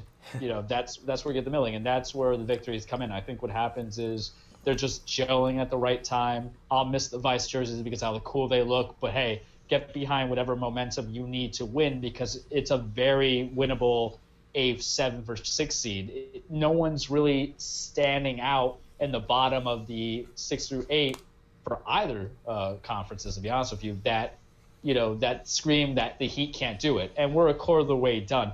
By like January, midway January, you'll probably get an idea if it's over or not, or it's over, or, we can continue.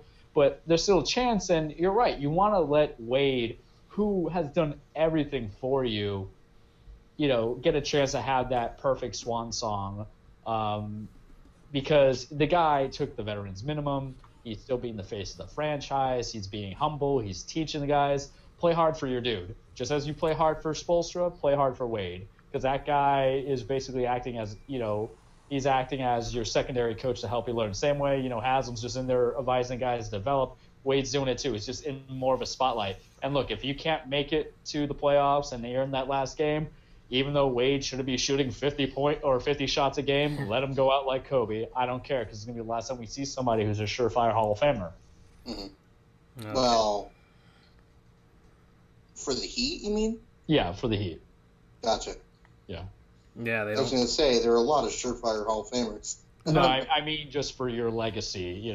Let him have that Kobe moment if you're not in the playoffs. Yeah. Going into the future. Sorry that I've been all quiet and everything. It's just I barely follow the NBA. That's fine, dude. That's we have our things. Kind of like how I held back on the college football talk, because I'm, outside of FSU, which I don't really follow like a hardcore.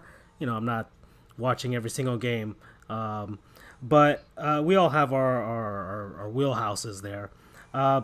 Okay, so I think that's enough for the NBA. Nothing really too big to harp on at this point. We're still a little, maybe a third of the way into both NHL and NBA season. Nothing super interesting is still happening. I mean, outside of, let's say, the Buffalo Sabres still being awesome. Panthers are winning 1-0 right now against Boston, so that's good. Let's move on to actually more of a personal note. I wanted to talk to you guys more a topic that I suggested last time, and we're finally going to get to it. The sporting event that made you the most angry as a sports fan, whether it was a game you watched in person or on TV, where you just lost it emotionally and you still remember it to this day. Let you guys go first. I know Charles mentioned his. All right. Well, I'll lead the way then. For anybody who is a Yankees fan or follows the Yankees, you already know where we're going. That 2004 American League Championship Series against the Red Sox, we were up 3-0. Then they come back, and we lose the series 4-3. It was just cataclysmic. You're just watching there. I was about 14 at the time, and I'm just sitting there screaming, what the hell is going on?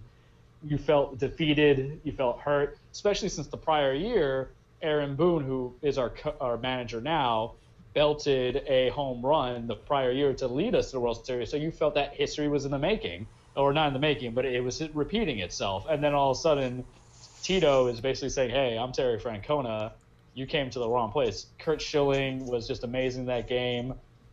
Johnny Damon was just kind of saying, we're not going to give up. And as a fan, it hurts because you should win. You had it in the bag, and it goes to show that sports is unpredictable. There was words said that I cannot utter on air But I was a very angry 14-year-old, prepubescent or pubescent boy going off, and it was just the PTSD still hits me now. And you guys kind of unleashed a really terrible beast in the Boston sports fan. As much as the Yankees fans are annoying, since the Patriots won their first Super Bowl, it has been a never-ending run of Boston sports fans just having it all those Super Bowls, now all these World Series championships, and the icing on the cake, they got a Stanley Cup and an NBA championship, and all their teams are good right now. It sucks. Especially down here, a South Florida sports fan, we are in the gutter right now for almost all of our franchises, and our best hope are the Miami Dolphins, and that is really sad. But yeah, you guys unleashed the beast. As much it was nice to see them end their 86-year curse, especially against the Yankees, I don't know. I don't know if it was worth it. I mean, they just kind of followed the methods that we did through those years, and they had the guys. It's not as if they came out of nowhere. Where were you at the time? I mean, how angry were you? I was at home. I was watching Fox Sports.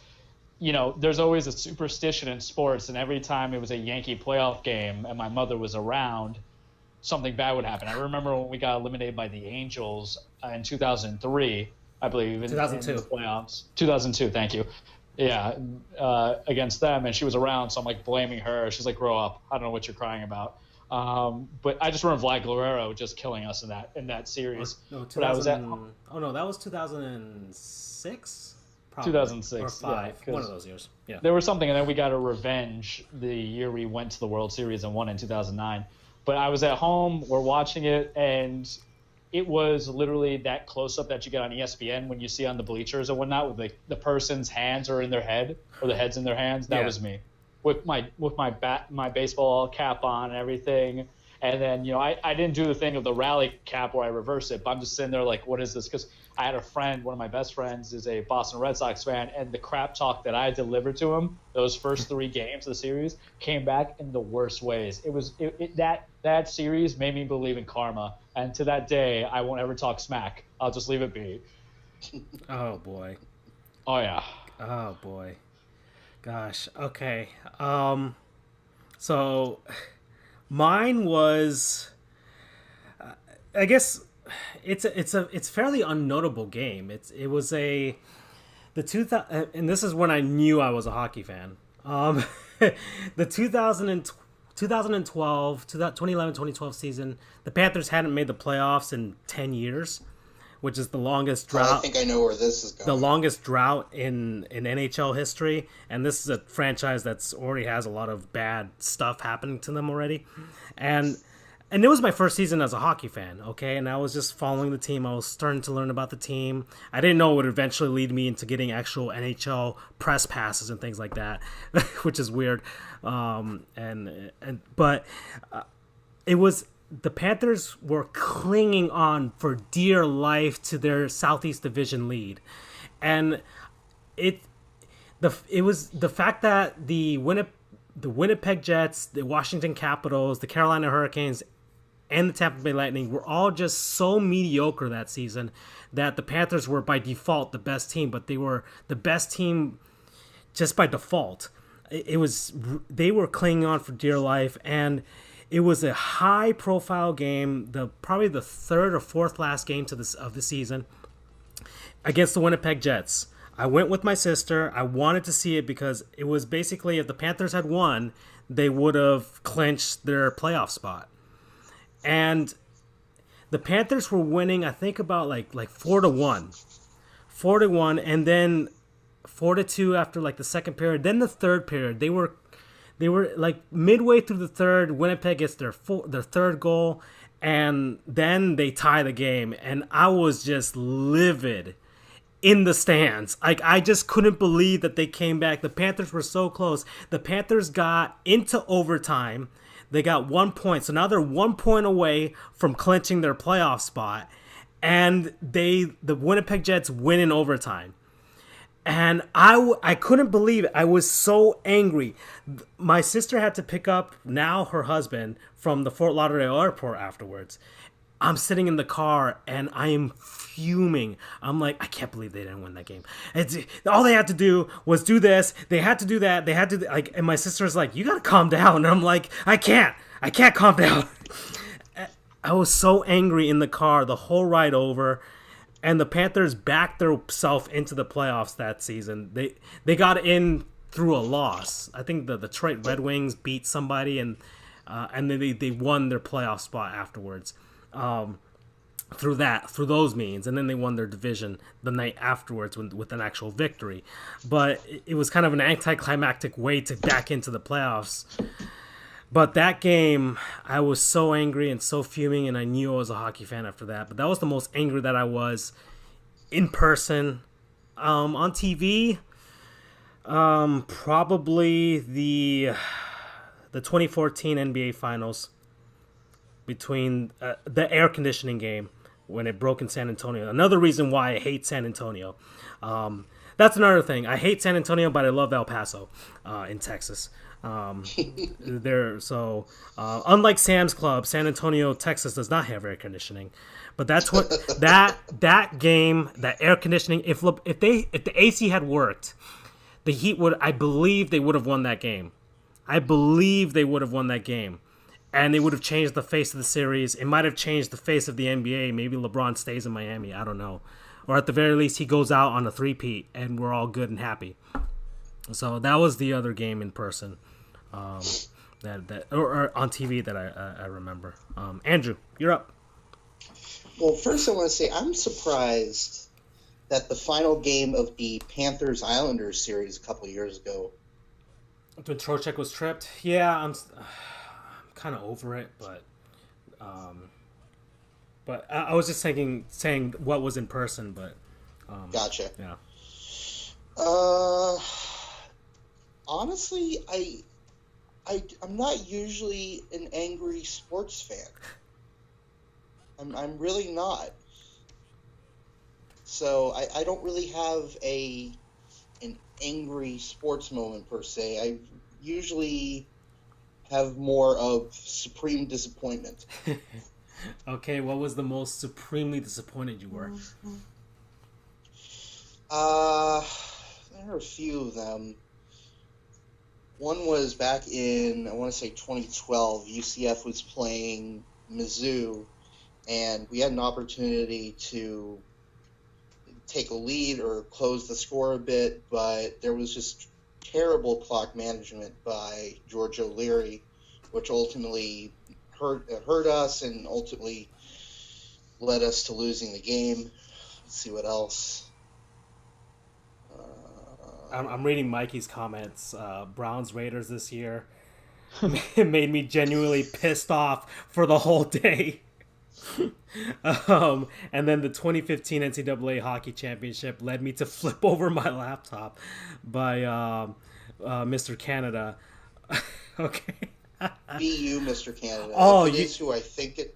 Yeah. If it is who I think it is, he's a fan of Boston University Terriers. Oh, you know what really made me pissed off? The what was it? The 2014 Olympic hockey final, the US with the women's hockey final, when Team USA blew the lead and lost to Canada. That really pissed me off. I was in my USA hockey jersey and everything. I was like, go, and then they lost in overtime.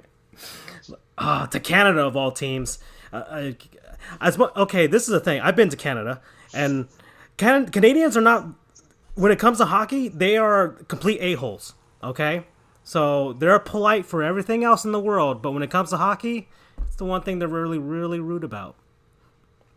Which is why I hate the Winnipeg Jets, but that's another thing. Let me see if I can pull out another one from the bag.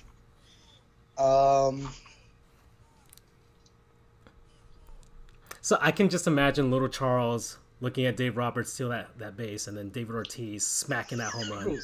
Dude, I mean, it's always something, and it was so weird because maybe I've grown up and matured, but this year when they met in the playoffs, I was like, I already know what's happening. Whatever. I was the one objective fanboy who was like, listen, we're going to get to the playoffs and we're not going to beat the Red Sox. Call it a day. I'm just happy to be here. My blood pressure can't go up because of what happened in 2004. So you weren't screaming to trade Giancarlo Stanton? I was, yeah.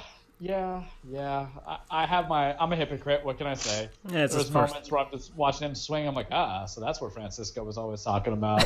Yeah.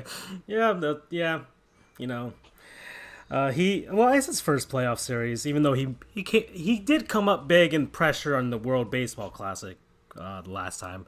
But Andrew, do you have one more supremely disappointing or really pissed off moment that you were looking up, or not? I love your long, exasperated sighs. It's not exasperating.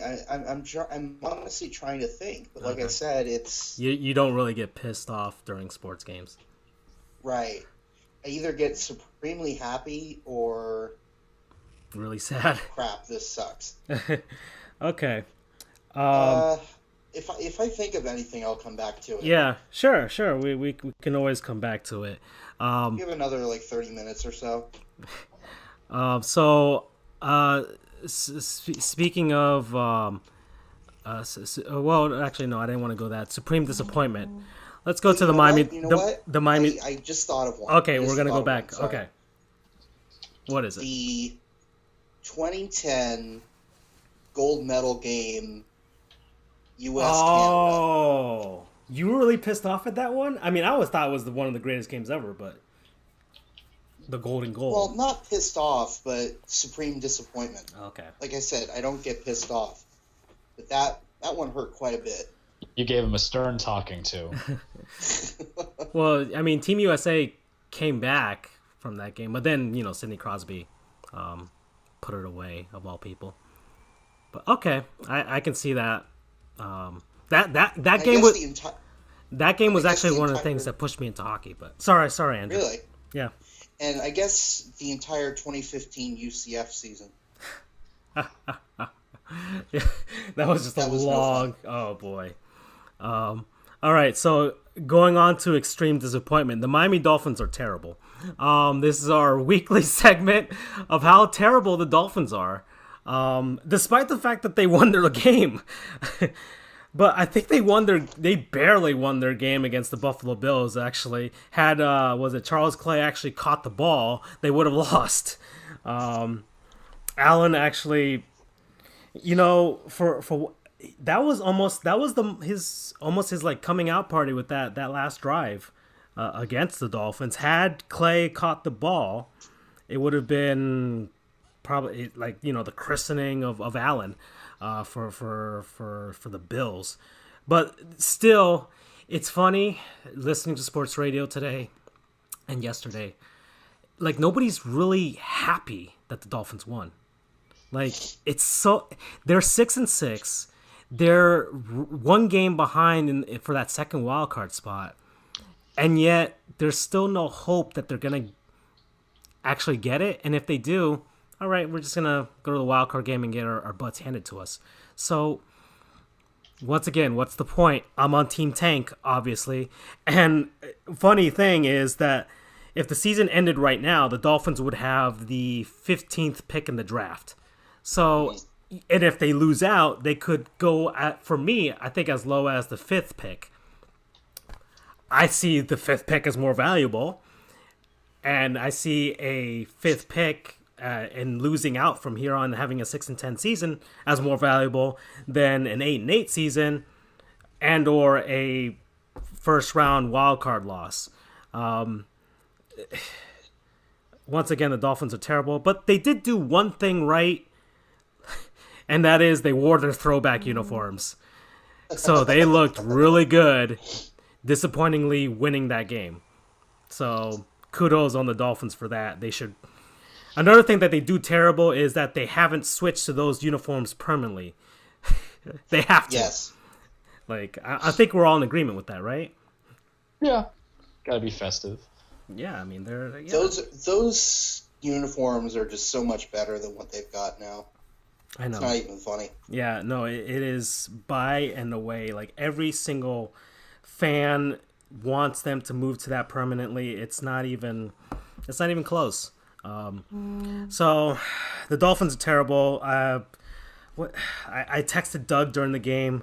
I see here on the messenger. I'm hoping that maybe Doug will pop in for like a second and be like, "Hey guys," and then just pop out. But we did text each other for a little bit during that game. But I don't know if I have anything of note other than that. He did make one comment at the end. The Bills just build the game. So that's another verb. And I said it's one of the few things that it's worse than dolphining. Well, the Dolphins almost dolphined the game. Yeah, they almost dolphined, but it's not as bad as billing. So, But imagine that, the guy that you let go from you, Charles Clay, actually catches that ball. Oh, that would have been so dolphin. Yeah, it just would have hit you. With Jordan Phillips, being able to trash talk even more. Because that was also the Jordan Phillips game where one of the few games he's actually motivated to play, which was his issue in Miami. He was always pretty lazy as a player, and he still is. All right, so yeah, the Dolphins are terrible. We're kind of winding things down here. We got probably 19 minutes left on this stream. We usually go for 2 hours. So I'm going to push ourselves into this segment here. Alrighty. So is that the right one? The players we remember to forget or players we forgot to remember, which is where we kind of go down the rabbit hole of past sports players from all the leagues and all places and find out what they're doing and what their careers were like. I don't know if you guys have one, but I do have one myself. All right, go ahead. All right, so my player is Mike Kingery, a former Major League Baseball player. He was primarily an outfielder from a stint from 1986 to 1992. And then 1994 to 1996, he played for the Kansas City Royals, the Seattle Mariners, the San Francisco Giants, the Oakland A's, the Colorado Rockies, and the Pittsburgh Pirates. I just picked them randomly out of a hat. And the thing that he hit 268 was his career batting average. He hit 30 home runs and 219 RBIs. He was a left-handed batter and left-handed thrower. He's from St. James, Minnesota. He's 57 years old right now. There's nothing notable to him at all for his career. I mean, he never played in the playoffs. He played for some pretty insignificant teams. Especially that 96 Pirates team. But the thing that got to me was that his post-playing career is, okay, this guy has 8 children. Okay? Jeez. He has 8 children, and they've kind of created this singing troupe of you can hire them. I think they sing mostly bluegrass gospel songs, but it's their entire family, and you can get them to. They have a show. Let me look at their schedule right now. They're actually going to be playing on December 8th a Christmas concert at the Ecumen Oaks and Pines Community area center in Hutchinson, Minnesota, from 2 to 3 p.m. So if you're out there, go watch them. They also play at the Minnesota State Fair. So he's made probably a more significant career out of gospel singing than his Major League Baseball career. So he's out there, he's doing it with his kids, and a couple of his kids are older now and are married, and they're singing too. So Mike Kingery, gospel singer with his family and his 8 children, former player, hit 30 home runs in his career. That's my player I've remembered to forget. I got a quick one because it's still in the season of football, and I think about the Cowboys now that they got Amari Cooper. So I decided I decided to kind of look up Roy Williams, who was kind of Jerry Jones's dud of a trade. Roy was part of that receiver class in 2004 for the Matt Millen era that just kept drafting a wide receiver in each of the first rounds. He had his moment in the sun with the Lions. He was productive then in 2000 or with the Cowboys. 2008. He traded with the Cowboys, Yeah. and he was traded for a first rounder, a third rounder, a sixth rounder, and then they sent some compensation, and he got a 6-year, $54 million contract, and it just went nowhere fast. There was really no big gain, no big boon, no big impact. He was consistent, and then eventually he was inconsistent. And then eventually they drafted Dez Bryant, and he was released, and he went to the Chicago Bears on a 1-year deal. He retired in 2012. Looking at per Wikipedia, so our other non-sponsor, I guess. Yeah. Right now, he returned home to Odessa, Texas, where he started an oil field trucking company, tapping into the boom going on in West Texas. So that means he's making more money probably than in the future than when he made his entire NFL career. So good for him. That's my player that we forgot. Mm-hmm. The Beverly Hillbillies of the NFL. Wait, where is he from? Oh no, he's from Odessa, Texas. Anyways, okay, Yeah. All right, cool. Anybody, Andrew? I forgot to remember somebody to forget. You want to come back to it or nah? Nah, I'll think of someone next week. Okay, you'll think of someone next week. Okay. Finally, I will remember to forget somebody next week. Okay. So, all right, let me let's see if this will work. I'm trying to get it to switch. Come on now. All right, so we're coming down to the wire here. So we're gonna play a new semi-new segment now. Guess that college team name. So, like I said, This is my favorite thing. There's about like 80 college basketball games on right now between men's and women's. So obviously you have the big conferences and everything like that, but then you have all those little tiny schools all sprinkled all over this great country of the United States, and so we kind of like to pose the name of the school and then see if we can guess what they are. So I guess I'll look at it. Usually I'm the one guessing them. Yeah. So we okay. Here's the first one. This is a game that's going on right now. American University, guys. Who is it? What's their nickname? Ooh, that's a good one. Revolutionaries. Yeah, kind of close. I mean, really? it is something like patriotic. Eagles. There you go. Yeah. American University Eagles winning 84-69. Nice. Against the St. Francis. Nuns. I'm going to guess Friars? Nah, not even close. Think DC superheroes. The St. Batman? Francis Batmans. Yeah. No. We petitioned for them to change their name to become the Batmans now. Well, it's not the Aquaman, that's for sure. It The is. Flash? Oh yeah, it's the Red Flash. Okay. All right. Okay, Appalachian State. I know this one, so I'll let you guys guess. I'm looking at it right now, so I can't. I kind of want to call them the Apaches, but I don't know if that's just on a gut feeling, but I know I'm wrong. But I'm going to call them the Apaches. It's okay. Mountaineers. Mountaineers. There you Okay. go. Okay, the Howard. Wait, their name Oh, I should know this. I think this is one. Howard University, but I'm okay. not sure. Bulldogs? No. Think more bovine. I mean, the Bulls? No, but you're getting close. Still in the bovine category. Just think of big hulking animals. The Oxens. No, not an ox.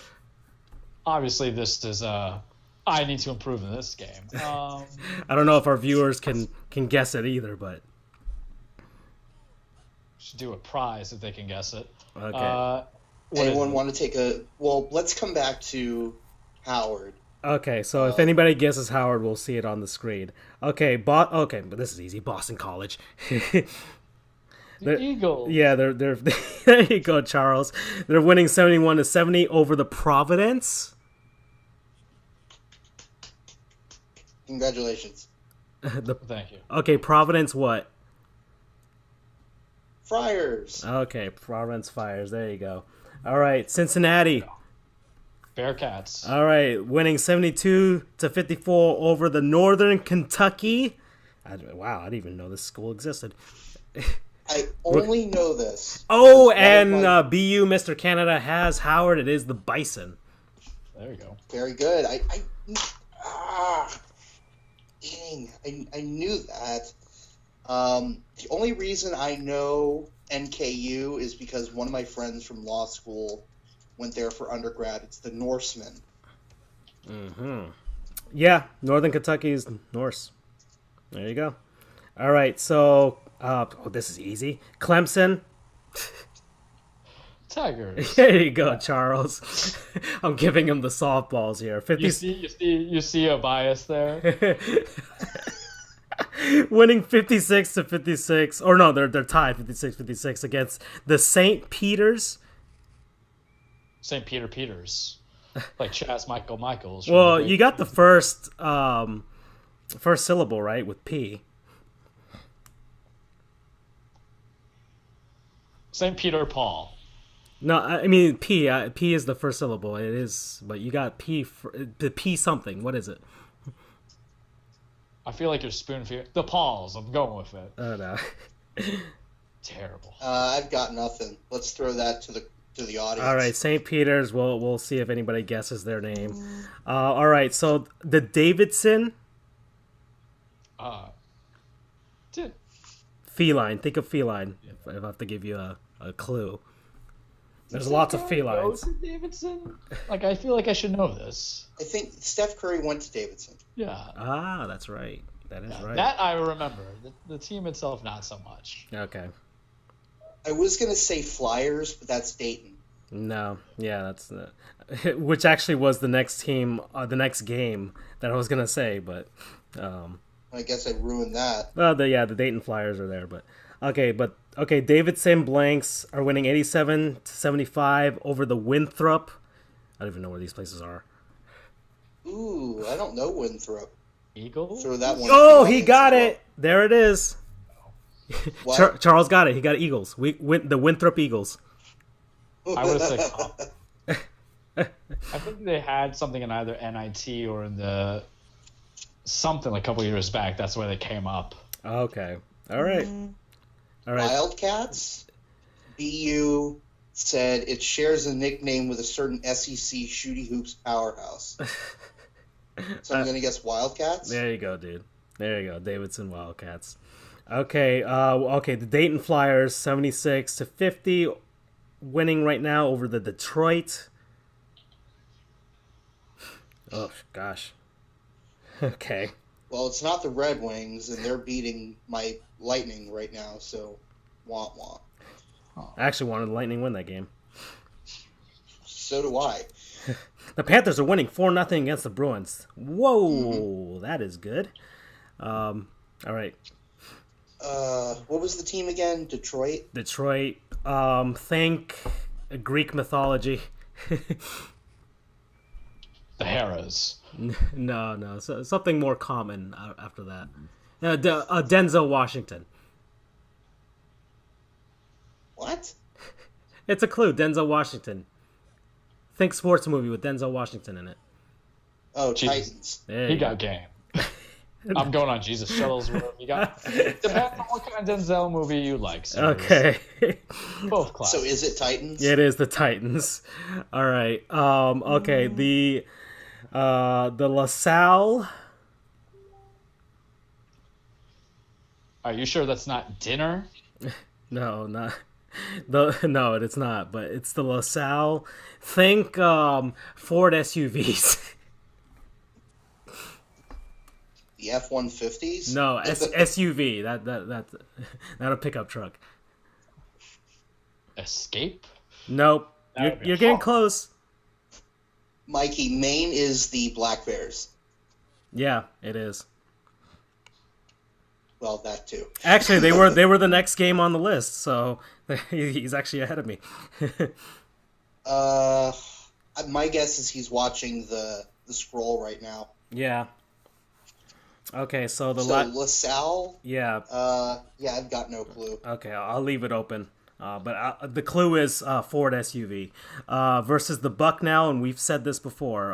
It's a name we've said before. The Bucknell. I think it's Bison. There you go. That is. Yeah, Bison are winning 79-68 versus LaSalle. Okay. Remember the Maine. Interesting. Okay, so yeah, Maine Black Bears 52-47 over the Fordham Rams. Nice, dude. 52-47. Okay, Holy Cross. We've come to them before. I was trying to help by the time input you guys have finally got it. Do you guys know what LaSalle is? Yeah. A Ford SUV was the clue. Ford SUV. Eventually, by March Madness, we're going to know all these teams. Exactly. So what was the team this time? No, Bucknell are the F those a-holes and their Funhouse of Horrors. Okay.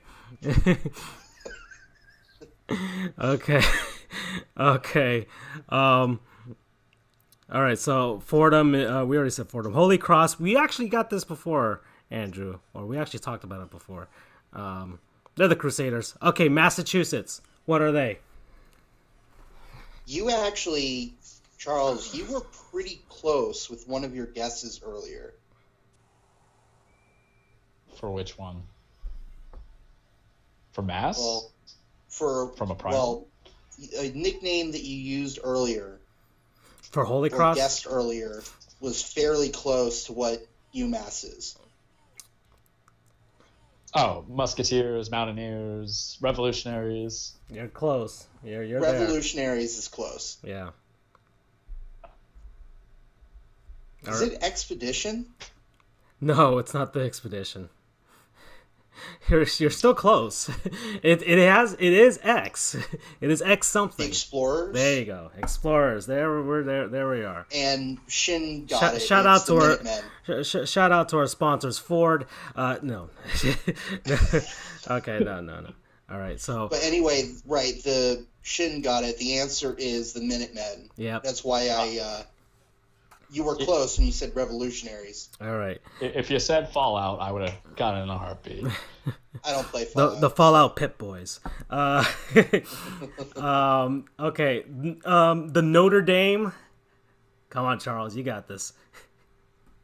Fighting Irish. Yeah, it's the fighting Russell Crowes.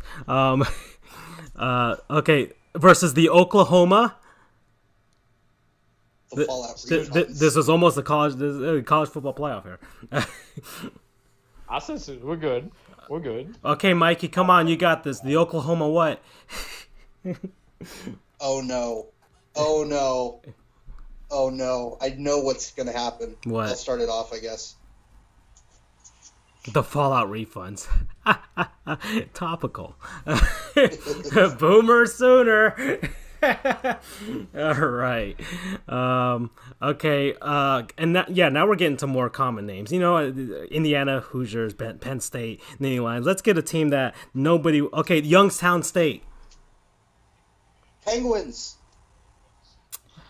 Okay. All right. The Bradley Beals. It's a dog, right? It starts with a B. That you got close. It starts with a B. Beagles? No, it's not a dog. It's I guess something that's not PC anymore. Oh, right, the Braves. There you go, dude. There you are. All right. I'm trying to find a really weird one, like a really out of nowhere. Oh, the Campbell. Here's one. Campbell. Oh, the Camels. How'd you get that? The Campbell fighting. They're the fighting camels, actually. All right, they're not just they're not just any old camels. They're not docile. They're fighting camels. Okay, they're fighting camels. Okay, so you don't want to mess with them. Exactly. Okay, let's find some really weird ones. When you've run college football trivia for 3 years, you pick up on some stuff. Do they have a college football team? They might. The I'm not FCS? sure, but you find a lot of when you're doing research, you find out a lot of this information. Okay, let's find a really weird one. All these teams have the Centenary. Centenary? Yeah, Centenary. Okay. The Sentinels? Nope. That would be fantastic. Nope. Yeah. It would. Sentinels? Nope. It has nothing to do with no Senta whatevers. It's really out there. It's not. It's really uncommon. These guys are horrible. Oh, they have a flair on our CFB. Oh, good to know. The fighting camels. Ah, okay. I think this will be the last one of the night. So if you guys can guess this one, Centenary. Canaries.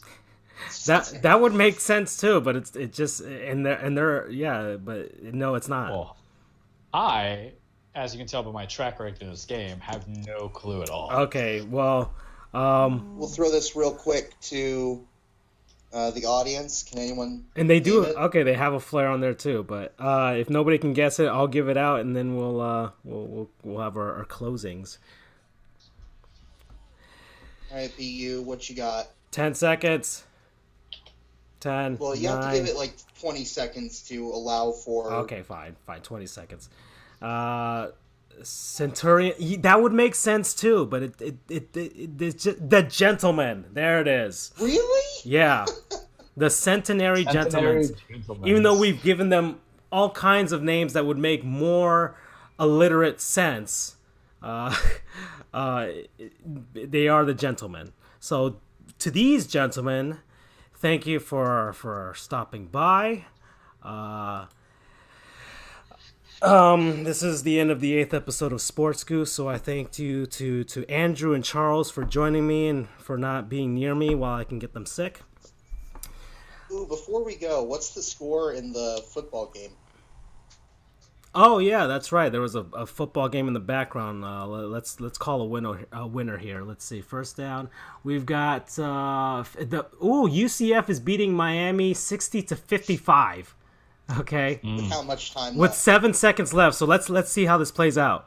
Okay, in the fourth quarter, UCF has the ball, so I think they should just knee it, right? They're not going to kneel down. They're actually just going to keep running the play. So 4 seconds. Any closing comments, you guys? It's always fun to goof around with you guys. Watch sports, ladies and gentlemen. Okay, game is over. All right, UCF, way to go. So they pulled off the upset. Mark Ritt is definitely getting fired after that. Thanks everybody for joining us. We'll try and have another episode next week and some more stuff to talk about. That stuff that you'll see on the screen is for YouTube. Our last episode on the top left. Playlist of our past stuff in the top right. We do have a Patreon page, patreon.com/sportsgoofs, so we can actually afford to not have this computer explode for our next podcast, and then some other random stuff on the bottom right. So take care, everyone. Have a good night. And before we go, my weekly tradition, a goodbye in another language, Zaijian, which is Chinese. Take care, everyone. Bye-bye. Bye, everybody. Good night.